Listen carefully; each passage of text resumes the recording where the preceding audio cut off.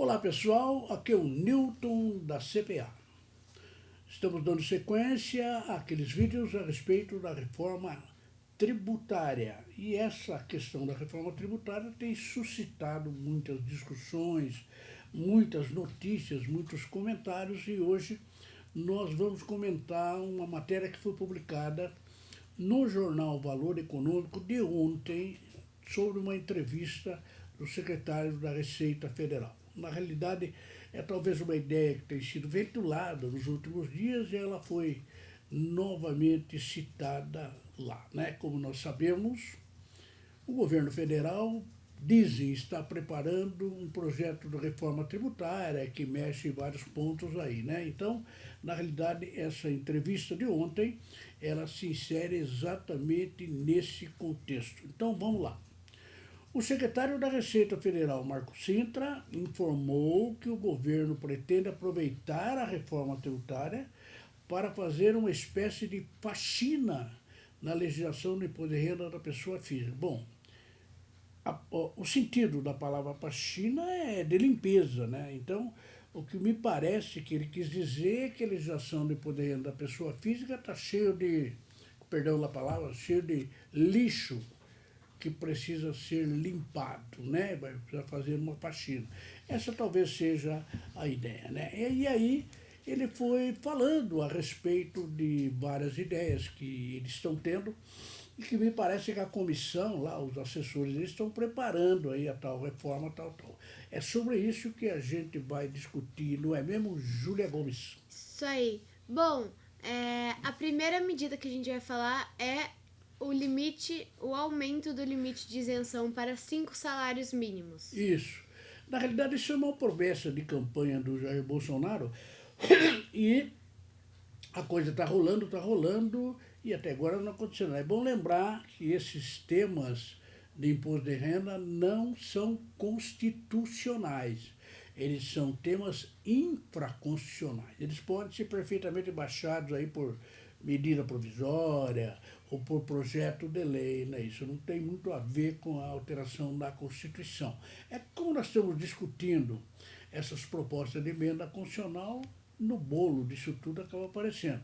E uma dessas ideias era, segundo Bolsonaro, aumentar o limite de isenção das pessoas físicas para 5 salários mínimos, né?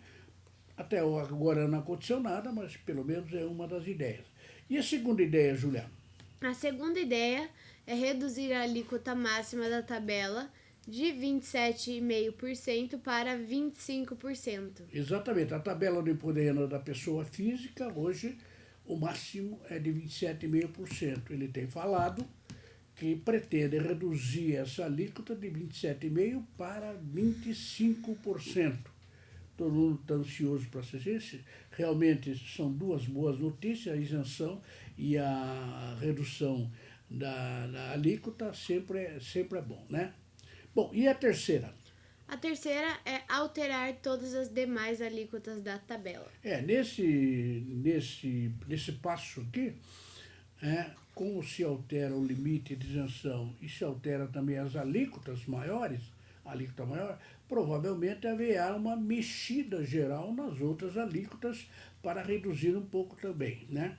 Bom, agora nós temos uma novidade que não é muito boa, já foi lá falado anteriormente, mas parece que continua no objetivo da comissão, né? Isso é uma má notícia, mas de qualquer forma, vamos lá, né? O que é a quarta mudança pretendida, Júlia?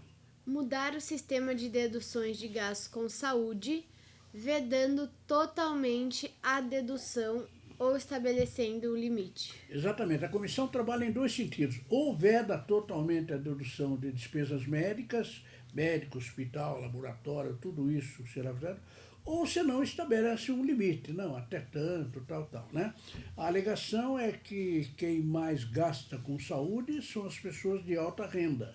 Ora, então uma regra dessa natureza, ela sempre beneficia o mais rico, o de mais alta renda, né? Então, essa é uma ideia. Mas não é só isso, não. Nós temos a quinta mudança que foi anunciada, que seria o quê?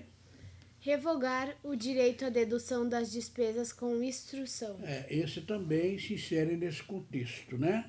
Reduzir a despesa com instrução já tem limite, nós sabemos, né? É um limite para cada estudante da casa por ano.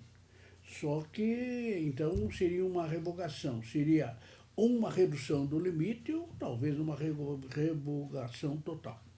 Bom, e daí nós temos a sexta medida que está sendo estudada, é uma ideia um pouco esdrúxula, sei lá, que não sei como é que vai funcionar isso aí, mas o que é, Júlia?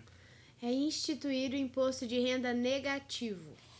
Imposto de renda negativo é mais ou menos o seguinte: quem ganha paga, quem não ganha recebe, né? Ou quem ganha pouco recebe, né? Talvez uma ideia que tem sido defendida pelo ex-senador e hoje vereador de São Paulo, Eduardo Suplicy, que é a tal renda mínima, né? Tem um economista francês, Piketty, que andou passando pelo Brasil, também fala dessa renda mínima, desse IR negativo. Aqui no Brasil nós temos alguma coisa que lembra bem isso, né? Como é o caso do Bolsa Família, por exemplo, que não deixa de ser uma espécie de um imposto de renda negativa. Bom, de qualquer forma, a ideia está lançada e vamos ver o que vai acontecer.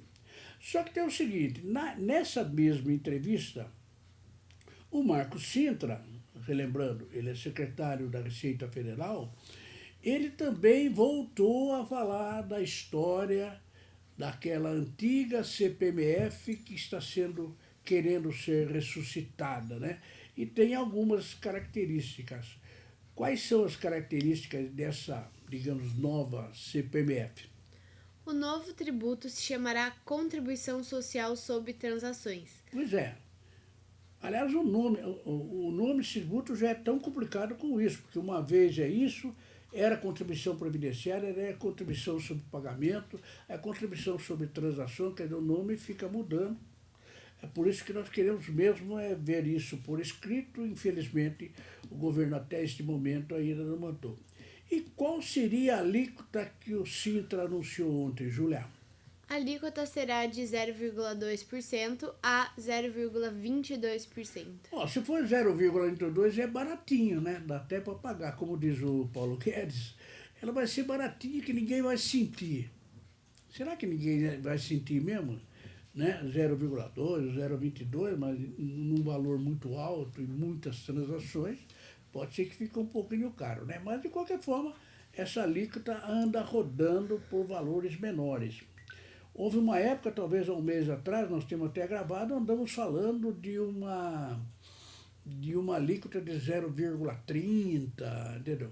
Né? Agora, é bom lembrar que essa CST, que é Contribuição Social sobre Transações, ela pode ter uma alíquota pequena, mas ela está sendo prevista, pelo menos foi dito pela comissão lá, que quem vai pagar é quem paga uma conta vai ter que pagar essa CST e quem recebe também, quer dizer, são dois contribuintes na mesma operação. É diferente da CPMF da época, lá em 2007, que é 0,32 mais uma vez só. Aqui não, pode ser 0,22, por exemplo, mas quem paga a conta tem que pagar a CST e quem recebe a conta tem que pagar. Então, 0,22 por 2 já dá 0,44, que daria maior do que o 0,38, né? Enfim, a coisa está meio complicada, nebulosa, né? Não tem muita clareza nisso, mas de qualquer forma é isso. Mas daí tem uma história de uma gangorra que o Cinta explicou e que a Júlia vai ler aí. Bom, o nível da tributação será feito em gangorra com o IVA federal. Seria a contribuição sobre bens e serviços, com a sigla CSBS. Isso é, se uma alíquota da CST estiver alta, poderá ser reduzida, mas a alíquota da CSBS será elevada. Voltando na história do nome, né? A gente, em relação a essa tal CPMF, já falou em CP, que é Contribuição Previdenciária, ou CP, Contribuição Pagamento, agora está falando em Contribuição Social sobre Transações. No IVA Federal, no início era IVA Federal, agora já apareceu uma denominação diferente, que é uma Contribuição sobre Bens e Serviços, que é CSBS. É como o imposto sobre bens e serviços, só que em vez de imposto é contribuição. Por quê? Porque o imposto é dividido com o Estado e o município e a contribuição não, talvez seja isso, né? Então, gangorra, aumenta um, diminui o outro, né? Diminui um, aumenta o outro. A figura da gangorra é muito querida aí pelo nosso Sintra, que ele fica sempre falando que a gente reduz uma e aumenta a outra, ou senão aumenta aqui e diminui lá. Tomara que seja assim mesmo. Muito bem. Existe outra medida que o governo pretende tomar, que é a revisão das deduções por moléstias graves, que o governo pretende fazer essa revisão, pois essa história das deduções se transformar numa verdadeira indústria. Porque uma pessoa tem tendinite ou qualquer outra doença, porque jogou muito tênis, consegue ter acesso ao benefício e comprar automóveis com isenção de IPI. Veja bem, se uma pessoa tiver uma tal moléstia grave, né, ele está citando o caso da tendinite aí, porque jogou tênis, aí ele pode solicitar isenção do IPI. Assim como vale tendinite, dor na coluna, dor nas costas, dor de, sei lá, qualquer doença grave, né?